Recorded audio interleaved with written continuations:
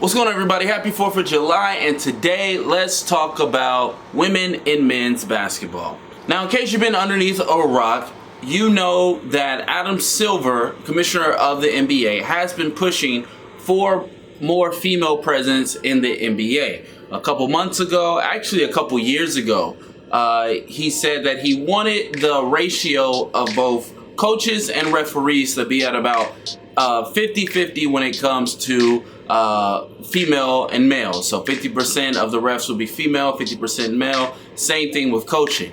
Since that time, we've seen a lot more women get hired on as coaches. We obviously know about Becky Hammond, right? Boston just hired their first assistant coach. We have Christy Tolliver in Washington. The Cavs just hired their first female assistant coach as well. Not only that, but there have also been more hires in females in front office positions inside the NBA as well. So today I wanted to open up a conversation about the hiring of more females into the NBA and just in men's basketball in general, and then just sort of branch out from there and kind of see where we go.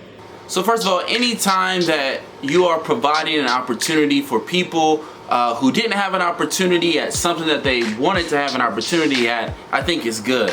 So in the past, and probably up to this point, women weren't always the first choice or the first option when considering new head coaches and new referees and things like that. So I do think it's good that the NBA has come out and said that, hey, we will be tagging and looking for more women, trying to give women the opportunity to be in this space.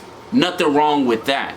And I think even LeBron James said it. As long as she knows basketball and knows how to coach, men really don't care the gender of their coach. They don't really care if they're male, female. Like, you know, hoopers just want to hoop. Winners just want to win. Like, that's it. Like, whoever gives you the best chance at that, like, that's who you want as your coach. That's who you want in the gym with you. When it comes to refs, we just want consistency, right? Coaches and players, all we want is consistency. I need to know what your foul is so we can adjust the game. Every ref calls the game differently. There's nothing wrong with that, but what players and coaches want is consistency. So as long as you're hiring consistent, good, unbiased referees, again, I don't really think people in the NBA, nor do their fans, really care about the gender. So I don't think you'll get any pushback with that.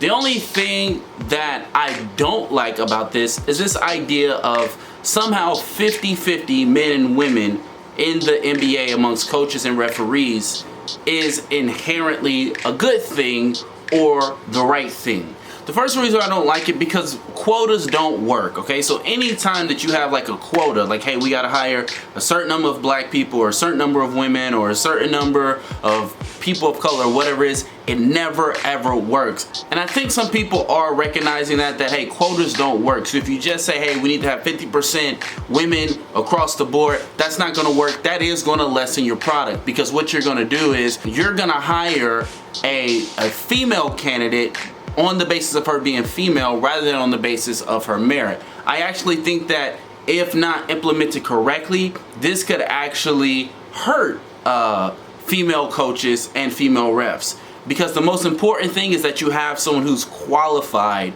regardless of gender. So I hope what this is more of saying is, hey, we're no longer going to have the biases against women when it comes to looking for coaches and referees. I think that is good. But I think to go out of your way and say that, hey, we are going to try to get it to a place, we're going to try to hit a specific number of women, now I think it gets bad, because you kind of swing the pendulum all the way to the opposite side. You went from never looking at women to being like, we have to get as many women in the sport as possible, which I think at the end of the day will lessen it.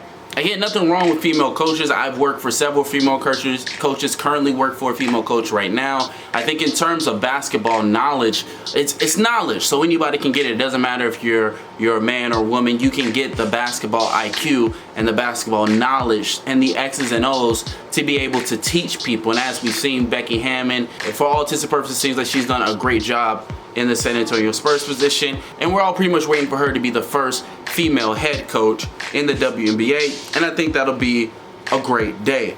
The other thing, whenever I see this, is I always think to myself, what about the WNBA, right? Like, I don't understand the logic or the reasoning behind finding the best female reps, the best female referees, the best female coaches, and then trying to put them in the NBA as opposed to trying to build up the WNBA. The only logical thing that I could think about is maybe this is their way of building up women's sports in general. So the idea is that if people see more women in positions that men normally hold, that it will normalize and get people used to the idea that, you know, women can play basketball and can coach, and then they'll watch the WNBA.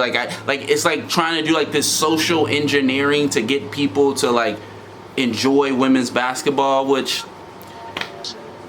okay, if that's the route you want to go, I don't think it's necessarily the best route, but if that's what it's going for. But whenever I see these things about, hey, we need more women in positions of power in the NBA, I always think about, like, the WNBA is on life support.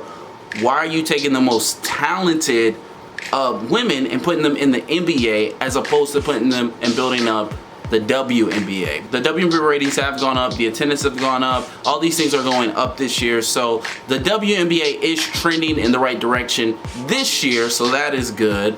But again, for every time I see a female hired in the NBA, I just think about, like, but the WNBA is begging for help. Now, part of it is there's more opportunity in the NBA. So, for instance, in the WNBA, you can only have 2 assistant coaches. In the NBA, you can have 6 assistant coaches. So, there is more opportunity in the NBA. But again, that's because we talked about this before. The NBA is a much older league. It's been around for 80 years. The WNBA has only been around for about 25 years. And the other thing I will say about this is that when it comes to coaching men, right? And you can call me sexist or whatever, I actually don't believe that a female can do the job of coaching leading men. We're just talking about leading men. We're not talking X's and O's. We're not talking about like coaching ability. We're just talking about the specific quality of leading a group of men. I actually do believe that a man can actually do that better than a woman, right? Just when it comes to leading a group of men. And it's simply because young men need to see in their leader who they want to be. Right? Again, there's nothing wrong with it inherently, right? I'm not saying it's wrong that, you know, women, you know, coach men. I've coached against women who while coaching boys. There's nothing wrong with it at all. But in my personal opinion, I think when it comes to leading a group of men, a man can do that better, because there's just some things that I just know that a male coach can relate to with male players. I know as a male coach coaching females that it's always important to have another female coach with me, because there's certain aspects of their game, of them being young girls that I just never experienced, I just have no idea about. And so I like to defer in those situations to my female assistant coaches or other female coaches just in general. So what do you guys think? Do you think this would be a good thing, that the NBA is going to eventually try to get to a place of 50-50 split between male and female referees and coaches? And how do you think it will affect the WNBA? Do you think it will actually help the WNBA? Because people will see women in positions of power, and so therefore somehow it will translate over to the WNBA game? Or do you think it will further hurt the WNBA game, because more people are going to be more attracted to the NBA rather than the WNBA? Leave your comment down below. Follow me on Twitter, like it if you like it, and I'll see you next time. Peace.